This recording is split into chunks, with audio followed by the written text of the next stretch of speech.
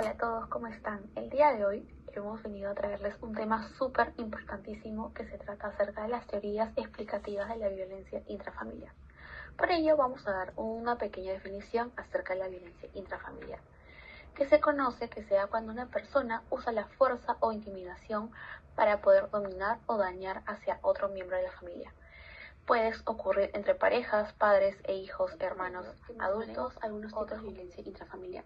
Está la física, que es cuando ocurren golpes, empujones, quemaduras o un uso de un objeto para causar daños. Como también está el tipo psicológico o emocional, que es cuando ocurren insultos, humillaciones o amenazas.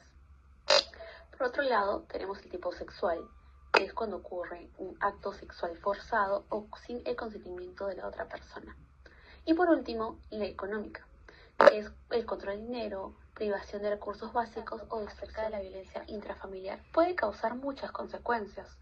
Por ejemplo, en las víctimas, ansiedad, depresión, baja autoestima, trastorno del sueño o alimentación.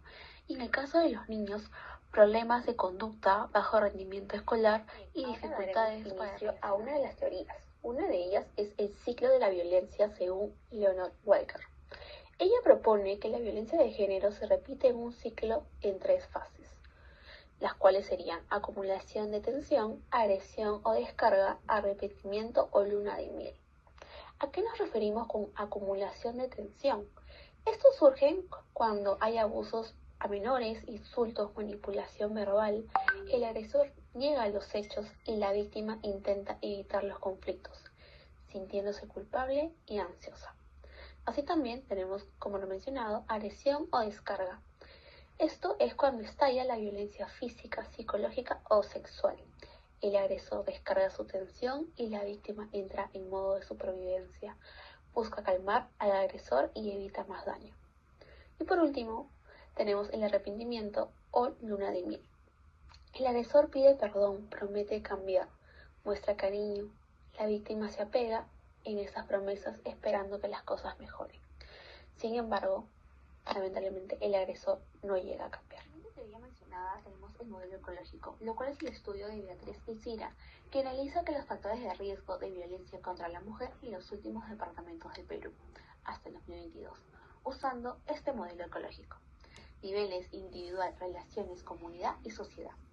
Datos que recopilaron de encuestas nacionales comunales 2019, ENAO y ENDES 2022.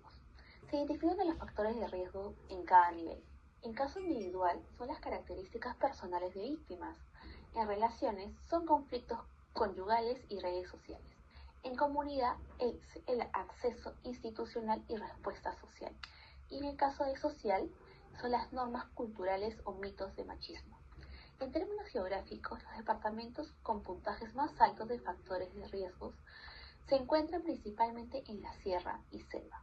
Por ejemplo, Puno destaca como el más afectado, le sigue Cajamarca, Cusco, Huancavelica, Ayacucho, Huánuco, Junín y Madre de Dios. Los departamentos costeros tienden a registrar puntajes más bajos o moderados. Por ejemplo, Lambayeque e Ica están en el menor rango de Como tercera teoría tenemos la teoría sociocultural de género. En el enfoque de género nos enseña que la violencia no es un arrebato individual, sino un problema sistémico y aprendido. Estas teorías enfatizan en el rol del patriarcado y de las estructuras de poder desiguales en la sociedad, que asignan roles rígidos y superioridad a lo masculino. La violencia en este sentido es una herramienta cultural que se utiliza para mantener la dominación y el control sobre las mujeres y los hijos. Por lo tanto, esta perspectiva ve la violencia como una manifestación de la desigualdad estructural que se refuerza a través de las normas sociales, y su solución requiere atacar los cimientos de poder. Tenemos otras perspectivas que vendrían a ser los factores individuales, psicológicos y racionales. En esas perspectivas complementan el análisis enfocándose en el individuo y la dinámica racional de la violencia. Estas teorías examinan cómo las historias personales y los factores psicológicos actúan como catalizadores. En el caso del agresor, se estudian condiciones como trastornos de personalidad, adicciones o antecedentes de haber sufrido maltrato infantil.